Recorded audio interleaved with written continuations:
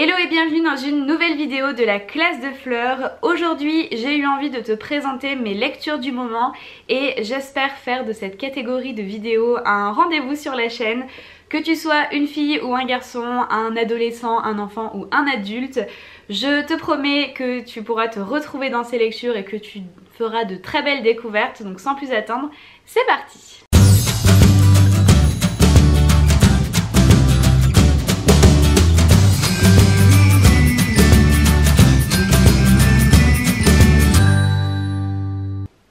Tout de suite avec ces trois ouvrages. Je n'ai lu pour l'instant que le premier. Il s'agit de Madame Pamplemousse et ses fabuleux délices, qui est un livre de Rupert Kingfisher, un auteur anglais si je ne dis pas de bêtises. Je dois avouer que je me suis fait complètement avoir par les couvertures qui sont absolument magnifiques. Il me semble qu'il n'y a que 3 tomes, du moins pour l'instant. Et ce premier tome raconte l'histoire d'une petite fille qui s'appelle Madeleine et qui travaille chaque été dans le restaurant de son oncle qui s'appelle Monsieur Lard et qui tient le cochon hurleur. Et comme son nom l'indique, ce monsieur n'a rien de gracieux. On le voit d'ailleurs juste ici.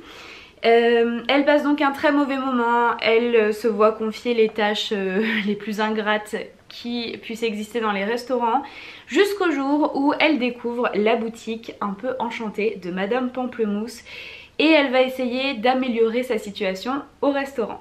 C'est un livre qui est extrêmement facile à lire, qui est gorgé de jolies illustrations et qui nous fait retrouver notre âme d'enfant. J'ai adoré et j'ai hâte de lire les suivants. Si tu aimes les livres un peu magiques, la littérature jeunesse et les jolies histoires, eh bien tu peux foncer les yeux fermés, je suis sûre que ce livre est fait pour toi.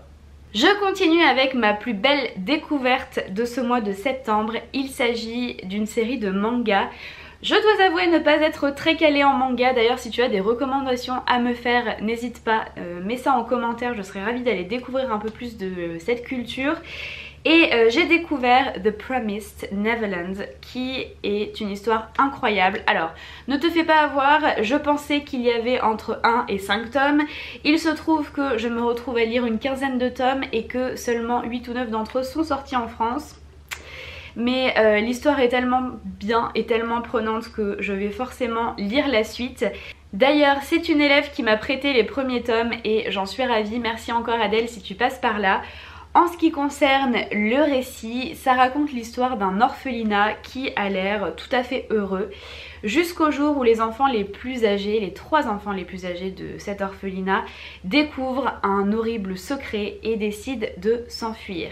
Donc au départ on a l'élaboration du plan et la possible évasion de cet orphelinat. C'est hyper prenant et je ne sais pas comment je vais faire pour atteindre la suite, mais si tu aimes les mangas ou si tu as envie de découvrir un premier manga, je te conseille cette série à 2000%. Et rendons à César ce qui est à César. Désolée pour mon accent pourri, mais le scénario est de Kaiyu Shiré. Je continue avec un autre manga mais qui n'a complètement rien à voir du point de vue du thème. Cette fois-ci c'est une histoire de Fuyumi Soryo qui raconte la jeunesse d'une reine, donc de Marie-Antoinette. Si tu aimes l'univers de Marie-Antoinette, les belles illustrations puisqu'il y a même un dossier à l'intérieur de ce manga, tout ce qui est un petit peu l'histoire de reine, etc. Voir des belles illustrations de Versailles, tu vas adorer ce manga. En revanche, si tu es très pointilleux ou pointilleuse sur l'histoire, la chronologie et surtout l'authenticité des faits, je pense que ça ne te plaira pas puisqu'il y a quand même une grande partie de l'histoire de Marie-Antoinette qui est romancée. Maintenant, ça reste une lecture qui est très agréable et je trouve ça chouette d'avoir un manga en un seul tome, n'est-ce pas? Donc c'est une jolie lecture et voilà. Avant-dernier livre, j'ai lu il y a un moment maintenant, mais je voulais absolument t'en parler, le Si je reste de Gail Forman qui a été adapté au cinéma, donc peut-être que tu as déjà vu le film.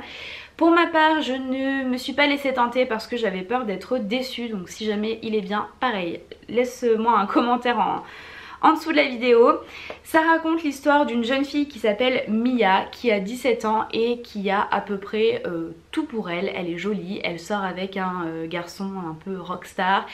sa famille est sympa, tout va bien pour elle, jusqu'au jour où nous sommes en hiver, elle part avec ses parents et son frère dans sa famille ou voir des amis et ils ont tous les quatre un terrible accident de voiture. À ce moment-là, l'âme de Mia se sépare en quelque sorte de son corps et elle assiste à la scène de l'accident comme une personne extérieure à l'arrivée des urgences, etc.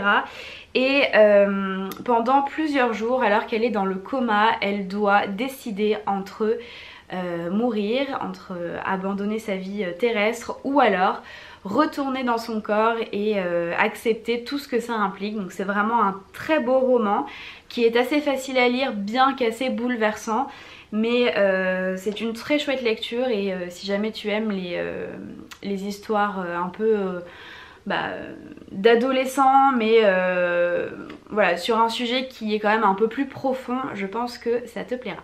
Et enfin, je termine cette vidéo par Demain j'arrête de Gilles Le Gardinier, que j'ai lu aussi il y a un petit moment maintenant. Et ce livre m'a fait mourir de lire. Tiens, tu lis, pan. Mourir de lire. Typiquement le genre de truc que je peux dire en classe. Bref. Bon, t'as compris, ce livre m'a fait mourir de rire.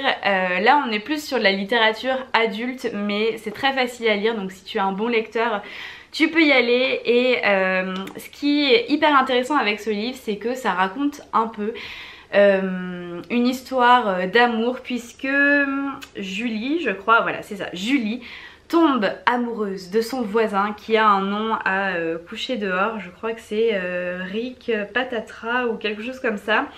Et du coup elle est intriguée par ce nouveau voisin au nom un peu insolite et puis finalement elle tombe complètement sous son charme. Mais à la fois on n'est pas dans l'histoire un peu cucu puisque c'est raconté par un homme et je trouve que le point de vue est très intéressant et surtout très très drôle. C'est le premier livre de Le Gardinier que je lis, mais je ne manquerai pas d'en acheter d'autres parce que vraiment j'ai beaucoup ri. Et voilà, petite lecture fraîche qui fait du bien et qui concerne tous les âges. Et voilà tout pour cette première vidéo lecture, j'espère sincèrement qu'elle t'a plu. Comme d'habitude, n'hésite pas à liker la vidéo, à partager la vidéo et à t'abonner à la chaîne si ça n'est pas déjà fait.